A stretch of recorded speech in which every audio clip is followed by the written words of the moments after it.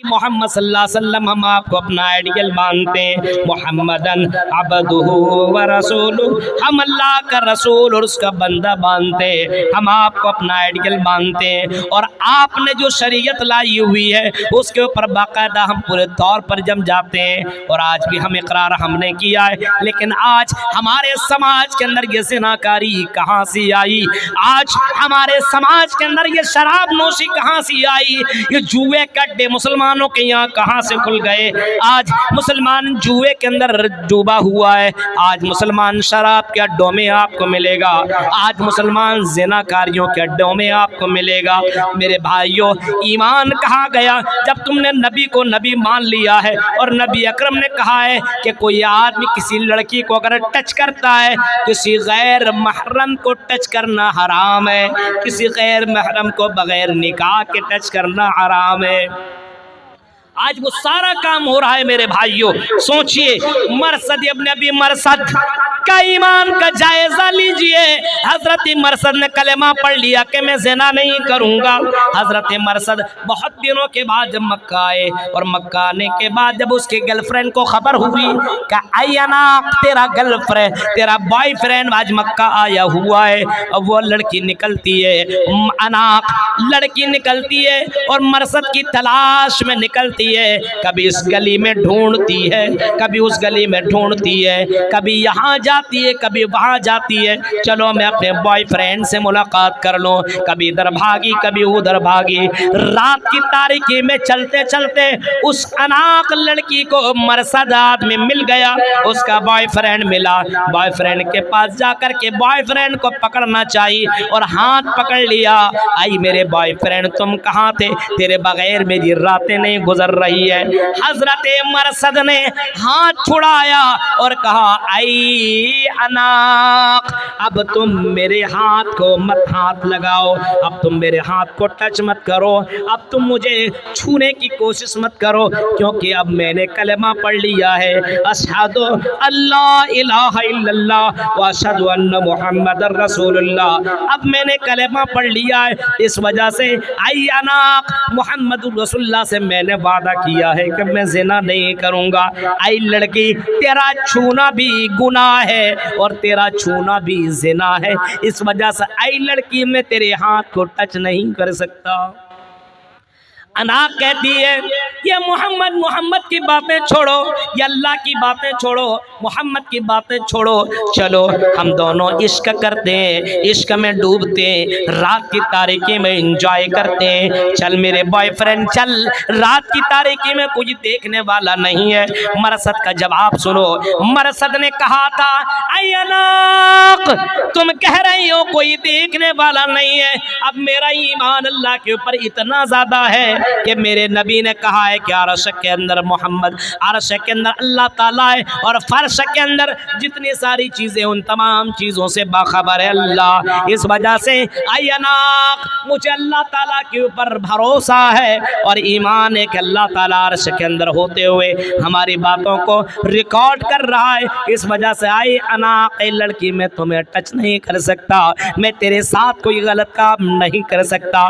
लड़की आई गलत काम करवाने के लिए, लेकिन मरसद जैसा आदमी ने उसे टच नहीं किया, उसके साथ कोई गलत काम नहीं किया, क्योंकि उसका ईमान था कि अल्लाह देखने वाला है, अल्लाह तबारक व तआला का रिकॉर्डर हमें रिकॉर्ड कर रहा है। मेरे भाई को जरा सोचिए, आज का मुसलमानों का अगर ईमान इतना मजबूत हो जाए तो जलसों में हसीनाएं आए, लड़कियां आए और एक से कपड़े पहन कर के आए, कोई फर्क नहीं पड़ेगा, लेकिन ईमान मरसद बिन मरसद की तरह होना चाहिए।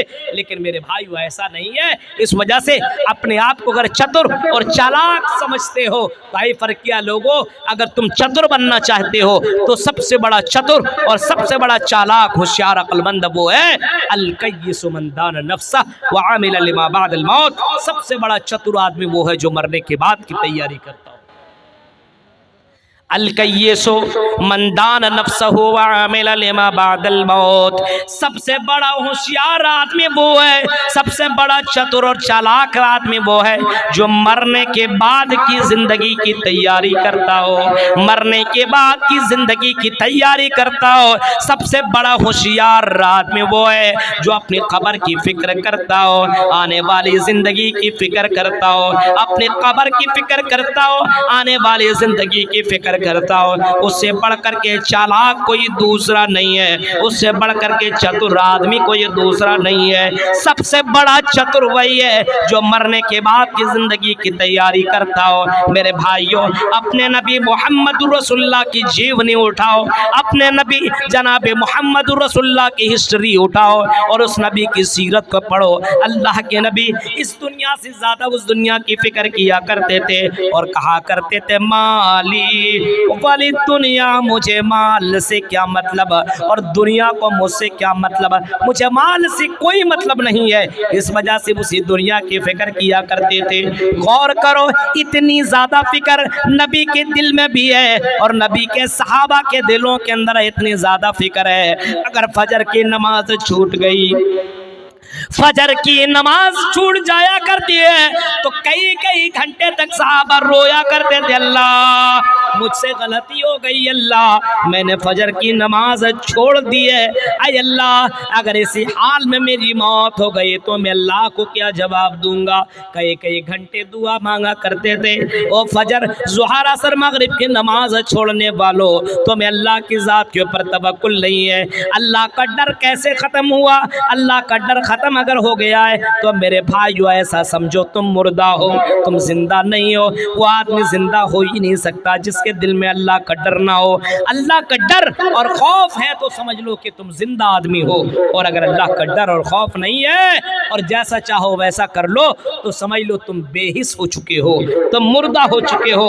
ये कौम मर चुकी है, आज गुनाहों पे डूबी हुई ये कौम है, किसी को कोई फिक्र नहीं है। आज बेटियां कहाँ जा रही है, आज बहनें कहाँ जा रही है, आज भाई कहाँ जा रहा है, आज ये कौम के नौजवान कहाँ जा रहे हैं, कोई फिक्र नहीं है। सबसे कामयाब वो है जो अपने आप को अज़ाबी अलीम से बचा ले। और अल्लाह कह रहा है, तुंजीकुम मिन अज़ाबिन अलीम, आओ मैं तुम्हें एक ऐसी तिजारत बताऊं जिस काम को करके तुम अपने आप को अज़ाबी अलीम से बचा सकते। इन्नल्लज़ीना यतलूना किताबल्लाह, अगर अज़ाब अलीम से बचना है तो सुनो फरकिया के लोगों, अल्लाह की आयतों की तिलावत करो, कुरान पढ़ा करो, कुरान से रिश्ता जोड़ो, कुरान की तिलावत करो, अपने घर के अंदर कुरान लागू करो, पढ़ो और अपने घर में कुरान पढ़ाओ, अपने बेटियों को सुबह सवेरे जगाओ, खुद जागो, फजर की नमाज पढ़ो और अपने बेटियों और अपने बीवियों को जगा करके फजर की नमाज पढ़ाओ और उनसे कहो कुरान पढ़ो, कुरान से रिश्ता जोड़ो। ये कुरान पढ़ने में तेरे घर के अंदर भी बरकत होगी और शैतान तेरे घर से भागेगा, तेरे घर के अंदर शैतान अपना कब्जा नहीं जमाएगा।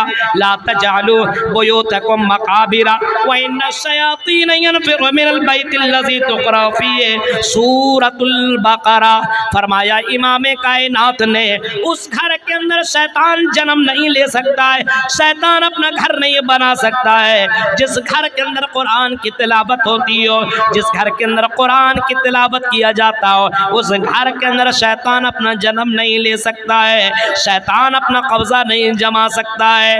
इन्नल्लज़ीना यतलूना किताब अल्लाह, जो अल्लाह की आयतों की तिलावत किया करते हैं। अब बताओ अल्लाह की आयतों की तिलावत कौन करे?